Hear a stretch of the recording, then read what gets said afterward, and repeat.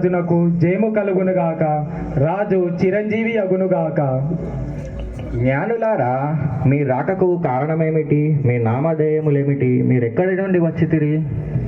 నా పేరు కాస్పర్, నాది పారసిక దేశము. నా పేరు బెల్దాజారు, నేను బబులోను దేశం నుంచి వచ్చాను. నా పేరు మిల్కియోరు, మాది హిందూ దేశం. మీ రాకకు కారణమేమయ్యుండును? ఆకాశమున ఒక తేజోవంతమైన నక్షత్రమును గాంచితిమి, దాని నడిపింపుతో మేమిచ్చటికి వచ్చితిమి. దానికి కారణమేమయ్యుండును? యూదులకు రాజుగా జన్మించిన శిష్యును చూచుటకు వచ్చితిమి.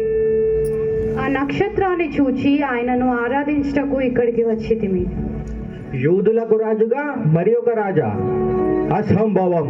ఈ విషయాన్ని మన శాస్త్రులతో మన మత గ్రంథంలో రాయబడి ఉన్నదేమో కనుక్కోమని చెప్తాను. మంత్రివర్య, వెంటనే మన శాస్త్రులను పిలిపించండి. చిత్తం ప్రభు. ఎవరక్కడ? భటులారా, మీరు వెంటనే వెళ్ళి మన శాస్త్రులను తీసుకుని రండి.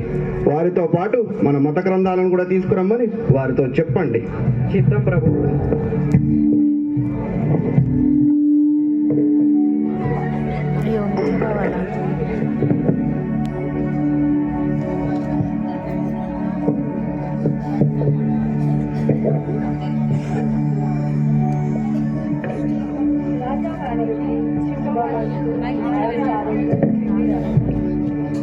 శాస్త్రులారా, ఆసీనులు కండి.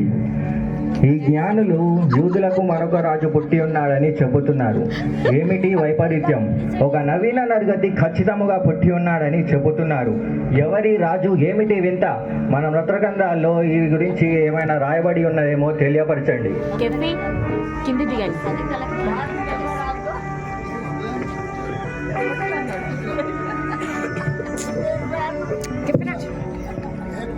మహారాజా, యూదుల రాజుని గురించి శాస్త్రం నందు ఇలా వ్రాయబడి ఉంది. అదేమనగా, యూదా దేశపు బెత్లెహేమ, నీవు యూదా ప్రధానులలో ఎంత మాత్రము అల్పమైన దానవు కావు. ఇజ్రాయేలు అను నా ప్రజలను పరిపాలించి అధిపతి నీలో నుండి వచ్చును అని వ్రాయబడి ఉన్నది.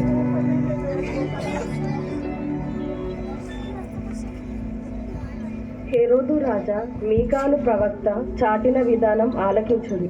బెత్లెహేము ఎఫ్రాతా, యూదావారి కుటుంబములలో నీవు చిన్న గ్రామమైనను నా కొరకు ఇశ్రాయేలులను ఏలబోవాడు నీలో నుండి వచ్చును.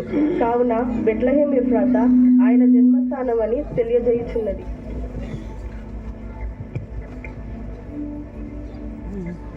యెషయా ప్రవక్త రాసిన ప్రవచనాలలో ఈ విధంగా ఉన్నది. ఏలయనగా మనకు శిశువు పుట్టెను, మనకు కుమారుడు అనుగ్రహించెను, ఆయన భుజము మీద రాజ్యభారము ఉండెను.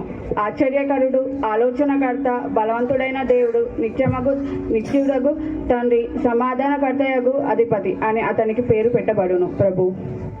శాస్త్రులారా, మీరిక వెళ్ళవచ్చును. నేను ఇక్కడ కూర్చుంటా. జ్ఞానులారా, మీకు తెలియజేసిన విధంగా మీరు బెత్లెహేము వెళ్ళి ఆ బాలుని దర్శించి వారిని ఆరాధించి వారి జాడ తిరిగి మాకును తెలియజేయండి. మేమును వెళ్ళి దర్శించుము. రాజు చిరంజీవి అగునుగాక. అదే పోయిరండి.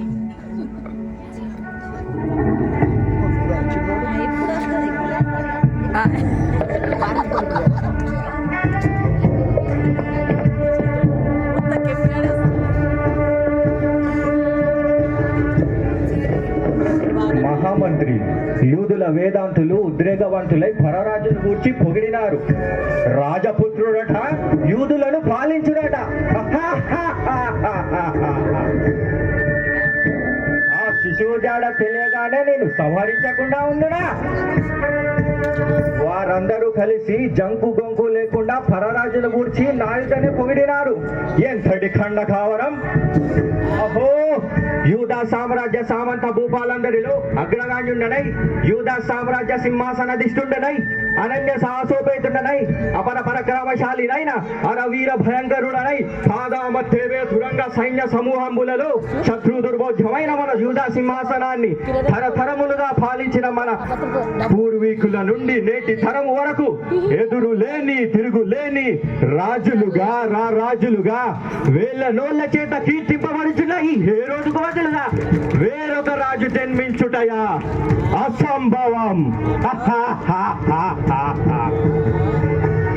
ఈ రాజ్యమును ఎవరు అపహరించదరో చూచెదనుగాక.